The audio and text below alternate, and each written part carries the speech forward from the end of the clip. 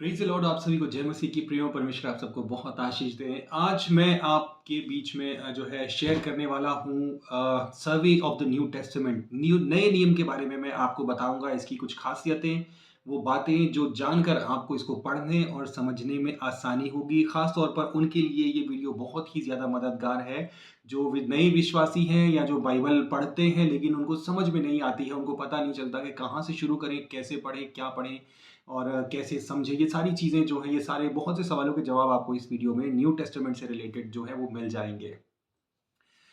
तो शुरू करने से पहले मैं कहना चाहूँगा प्रियो, आप चैनल को सब्सक्राइब कर लो, अभी कर लो। चैनल को सब्सक्राइब आप नहीं करते हैं, चैनल को सब्सक्राइब कर लो और दूसरा जो है लाइक भी कर देना। इससे वीडियो की रीच में जो है वो बढ़ती है और मदद मिलती है। और इसके अलावा हमारी जो है रात को 9 से 10 ट्रेनिंग सेशन चलता है। लीडरशिप की ट्रेनिंग देते हैं, बाइबल ट्रेनिंग देते हैं और सुबह 4 से 5 हमारी प्रेयर चलती है, डेली डेली चलती है। तो अगर आप उसको ज्वाइन करना चाहते हैं तो डिस्क्रिप्शन में व्हाट्सएप ग्रुप का लिंक दिया हुआ है, उस पर क्लिक करके आप ज्वाइन कर सकते हैं और प्रेयर्स में शामिल हो सकते हैं। और अगर आप आगे बढ़ना चाहते हैं, प्रभु की सेवा करना चाहते हैं, प्रभु के राज्य के लिए कुछ करना चाहते हैं, तो आप ग्रुप में जुड़िए। आपको पूरा मौका भी मिलेगा, तैयार भी किया जाएगा और आप मिनिस्ट्री को ज़रूर से सपोर्ट करें। उसकी भी डिटेल जो है वो आपको डिस्क्रिप्शन में मिल जाएगी। तो आइए हम वीडियो को शुरू करते हैं।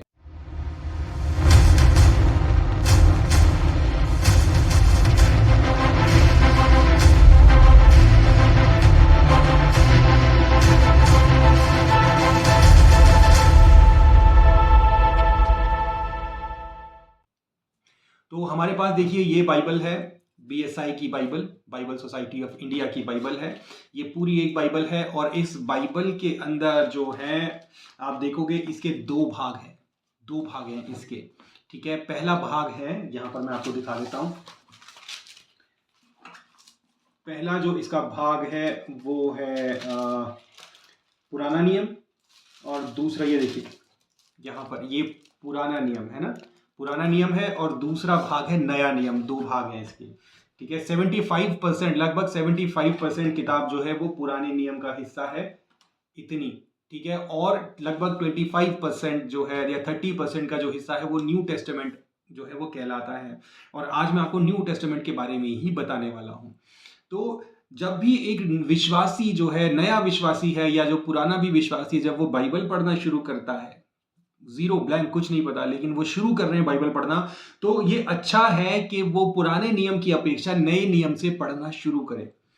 बाइबल की शुरुआत तो पुराने नियम से होती है, लेकिन पुराने नियम में क्या है कि यीशु मसीह के संसार में आने से पहले की जो घटनाएं हैं, जो भी लोग, परमेश्वर के लोग संसार में आए, भविष्यवक्ता आए और प्रभु के लोग आए, उन्होंने जो कुछ भी किया, जो यीशु मसीह के संसार में आने से पहले परमेश्वर की प्रजा, संसार की उत्पत्ति और वो सारी चीजें कैसे कैसे वो सारी चीजें घटित हुई, वो पूरा विवरण यीशु मसीह के संसार में आने से पहले जो कुछ भी हुआ, वो पूरा विवरण जो है वो पुराने नियम में मिलता है। और नए नियम में यीशु मसीह के संसार में आने और उसके बाद की सारी घटनाओं का विवरण मिलता है। अब एक व्यक्ति जब परमेश्वर पर विश्वास करता है तो वो मैक्सिमम टाइम्स पे वो यीशु मसीह पर विश्वास लाता है और यीशु मसीह को ही पहचान कर, यीशु मसीह पर ईमान लाकर वो जो है परमेश्वर के राज्य में जुड़ता है।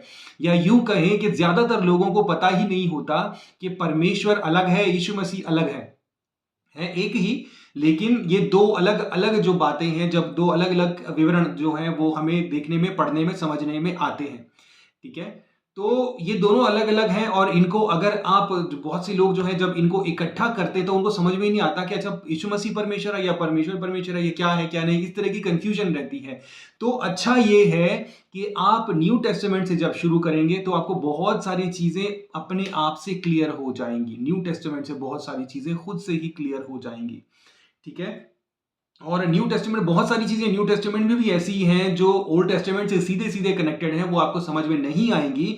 लेकिन पुराने नियम आप पढ़ेंगे तो वहां पर जो आपकी समझ है, जो चीजें आपको समझ आने का जो रेशो है वो बहुत कम होगा। न्यू टेस्टामेंट में मैक्सिमम चीजें आपको समझ में आ जाएंगी। कुछ एक चीजें जो आपको समझ में नहीं आएंगी वो आपको तब समझ में आ जाएंगी जब आप न्यू टेस्टामेंट को पूरी तरीके से एक बार या एक बार से ज्यादा बार अच्छे से पढ़कर, गंभीरता से पढ़कर, फिर जब आप पुराने नियम को पढ़ेंगे, नए टेस्टामेंट के बारे में सीखकर, चीजें अच्छे से सीखकर, जो आपको इसी चैनल पे सारी डिटेल भी मिल जाएगी और आपको पूरी ट्रेनिंग जो इसी चैनल पर मैं डालूंगा, एक एक वीडियो, एक एक चीज, एक एक एक बात एक्सप्लेन करते हुए डालूंगा। आप चैनल से जुड़े रहिए, सारी जानकारी आपको मिल जाएगी, पूरी ट्रेनिंग मैं इसी में डालूंगा।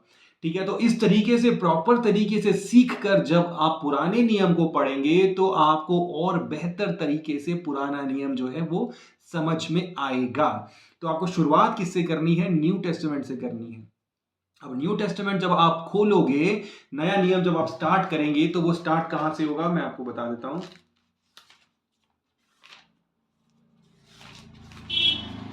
न्यू टेस्टामेंट नया नियम जो है वो आपका शुरू होगा, यहां पर आप देखेंगे, यहां पर एक ब्लैंक पेज में लिखा हुआ है नया नियम।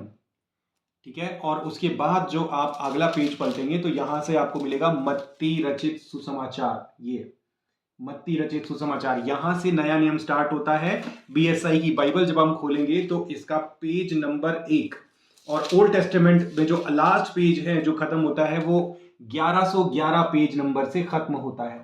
ठीक है, यहां पर ओल्ड टेस्टामेंट खत्म हो जाता है, उसके बाद नया नियम जो दूसरा भाग है बाइबल का वो शुरू होता है पेज नंबर 1 से। ठीक है, यहां पर आपको जो है आप जो है पढ़ना शुरू करेंगे, और जब आप न्यू टेस्टामेंट खोलेंगे वहां पर जो आपको जो है 27 किताबें नए नियम की जो है वो मिलेंगी। 39 किताबें जो है वो पुराने नियम में है और 27 किताबें जो है वो नए नियम में है। तो जब आप नए नियम को खोलोगे तो यहां पर आपको जो है आपकी शुरुआत होगी मत्ती रचित सुसमाचार से, और जितनी किताबें जो है 27 किताबें जो न्यू टेस्टामेंट में है इनको 5 भागों में बांटा जाता है। 5 भागों में से पहली 4 किताबें जो है वो गॉस्पल कहलाती है। गॉस्पल जिनमें यीशु मसीह के जीवन, चरित्र, शिक्षा, यीशु मसीह के काम, यीशु मसीह के द्वारा की गई बातें, वो सारा विवरण इन 4 किताबों में, 4 गॉस्पल्स में आपको मिलता है। और दूसरे नंबर पर जो आती है वो प्रेरितों के काम की किताब, गॉस्पल्स की किताब, बाय द वे मत्ती, मरकुस, लूका, यूहन्ना, ये चारों किताबों में आपको यीशु मसीह के जीवन और यीशु मसीह के कार्यों के बारे में पूरा विवरण मिलेगा। एक ही चीज चारों किताबों में है, लेकिन थोड़े थोड़े फर्क में। वो फर्क क्या है मैं अभी बताऊंगा। उसके बाद जो अगली किताब है वो प्रेरितों के काम की किताब है, जो इतिहास बताती है यीशु मसीह के स्वर्गारोहण के बाद जो यीशु मसीह पर विश्वास करते थे, जो कलीसिया बनी। कलीसिया वो झुंड होता है जिन्होंने यीशु मसीह पर विश्वास किया, उसको कलीसिया कहते हैं। और यीशु मसीह पर विश्वास करने वाले लोग, यीशु मसीह के चेलों ने क्या कुछ काम किए, कैसे कलीसियाओं की स्थापना हुई, क्या कुछ उनको सताव का सामना करना पड़ा, ये सारा कुछ जो है आपको प्रेरितों के काम की किताब में इसका विवरण मिलता है। इसके बाद जो तीसरा जो भाग है वो कहलाता है पौलुस की पत्रियां। पौलुस की पत्रियां, पौलुस जो है वो प्रभु यीशु मसीह का एक प्रेरित, प्रभु यीशु मसीह का एक चेला था, और पौलुस ने बहुत ही जो है अद्भुत तरीके से कलीसियाओं की स्थापना करी।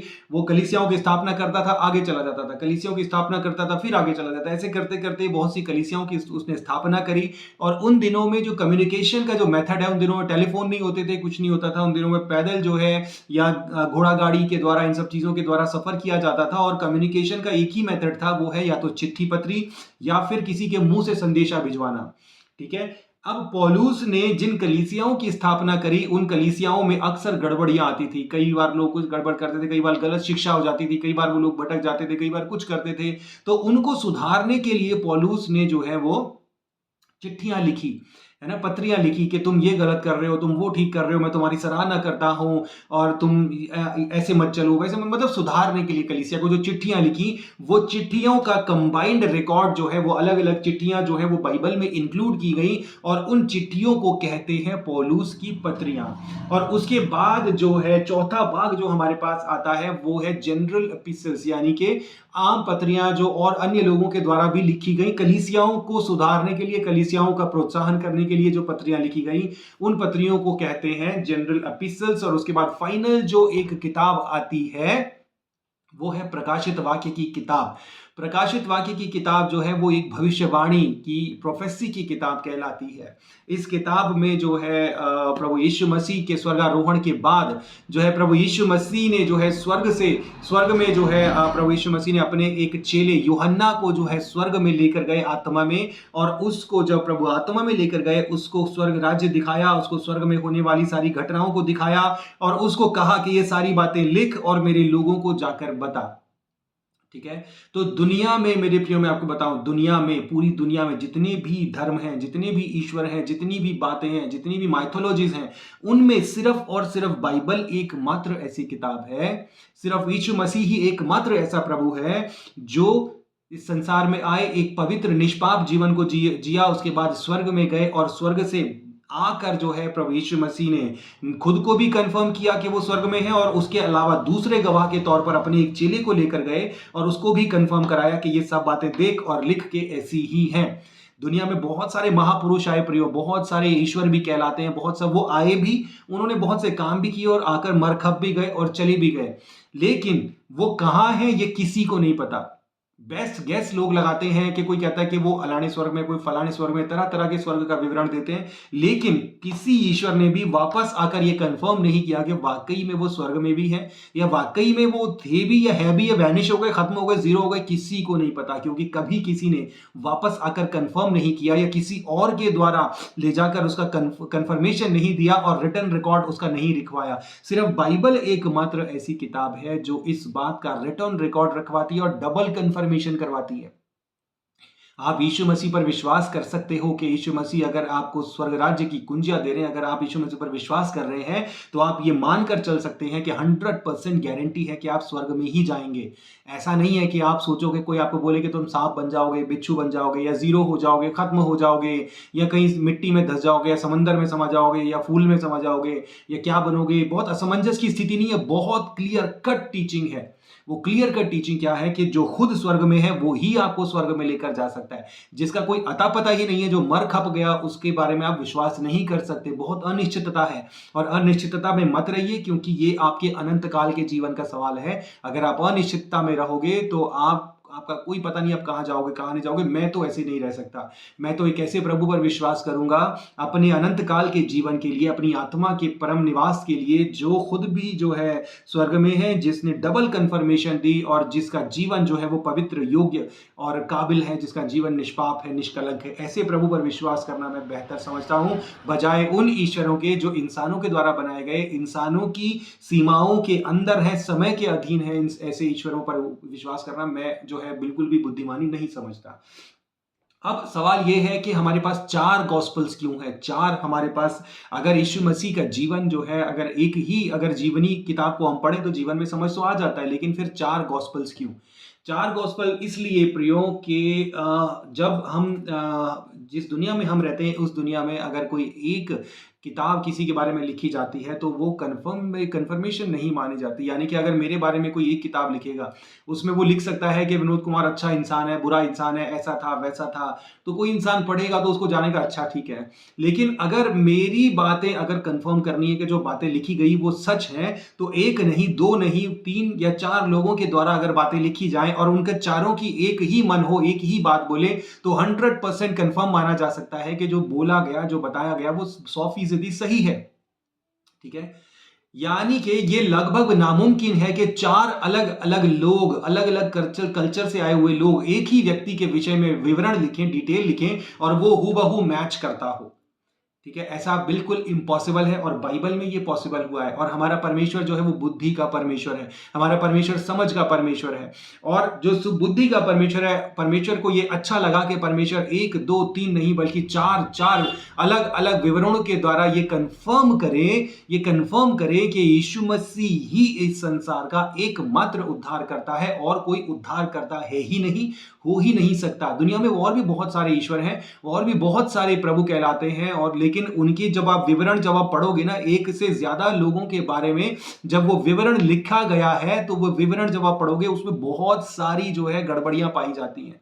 यानी कि वो आप विवरण पढ़ोगे तो एक व्यक्ति कुछ बात बोल रहा है, दूसरा व्यक्ति कुछ बात बोल रहा है, तीसरा व्यक्ति कुछ और ही बात बोल रहा है। लेकिन बाइबल में ऐसा है कि सिर्फ बाइबल दुनिया की एकमात्र ऐसी किताब है कि अनेकों लेखकों के द्वारा किताब लिखी गई और परमेश्वर के, यीशु मसीह के बारे में विवरण लिखा गया, लेकिन उनमें से किसी भी लेखक की जो लेखनी है, जो बातें हैं, वो आपस में कोलाइड नहीं करती, वाद विवाद नहीं करती, सब एक ही बात कहते हैं। ऐसा होना नेक्स्ट टू इम्पॉसिबल है अगर परमेश्वर के सुपरविजन में अगर ऐसा ना किया जाए तो। बाइबल दुनिया की एकमात्र ऐसी किताब है।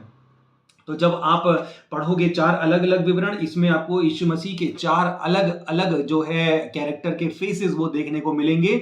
जैसे कि समझ लो, आप अगर किसी किताब को देख रहे हो, समझिए किताब है, अगर मैं आपको एक ही तरफ से दिखाऊं तो ये फ्लैट दिखेगी, तो आपको इसका सही चेहरा पता नहीं लगेगा। लेकिन जब आप इसको मैं ऐसे दिखाऊं आपको, तो आपको यहां से भी दिख रहा है यहाँ से भी दिख रहा है, यहाँ से भी दिख रहा है, यहाँ से भी दिख रहा है, चारों तरफ से आप देखोगे तभी आपको पता लगेगा कि इसका सही आकार क्या है, सही साइज क्या है, इसका माप क्या है, और ये इसको सही तरीके से आप तभी विजुअलाइज कर सकोगे।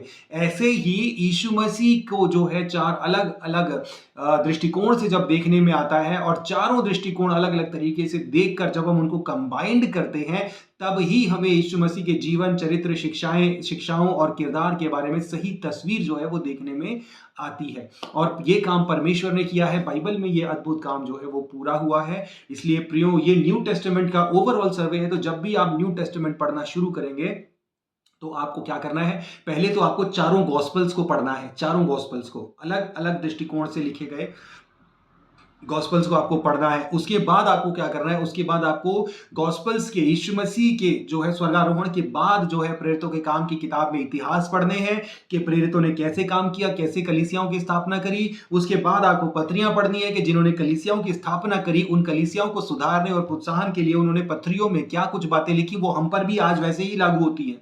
ठीक है। उसके बाद आपको क्या करना है, उसके बाद आपको पढ़नी है फाइनली भविष्यवाणी की किताब जो है प्रकाशित वाक्य।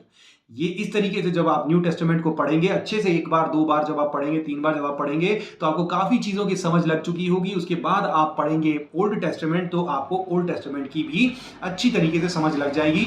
ओल्ड टेस्टामेंट की भी मैं बुक बाय बुक वीडियो बना रहा हूं, और वो वीडियो जो है उसके बारे में पूरा विवरण एक एक किताब बाय किताब मैं समझाऊंगा, न्यू टेस्टामेंट, ओल्ड टेस्टामेंट दोनों का भी। तो वो आपको समझने में बहुत आसानी होगी, सीखने में बहुत आसानी होगी। ठीक है। तो इस तरीके से पढ़ के आपके बाइबल को आप अच्छी तरीके से सीखें, समझे, वचन को ग्रहण करें, अपने जीवन में खुद भी सीखें, औरों को भी सिखाएं, और प्रभु में बढ़ते जाएं। God bless you all. Praise the Lord. जय मसीह।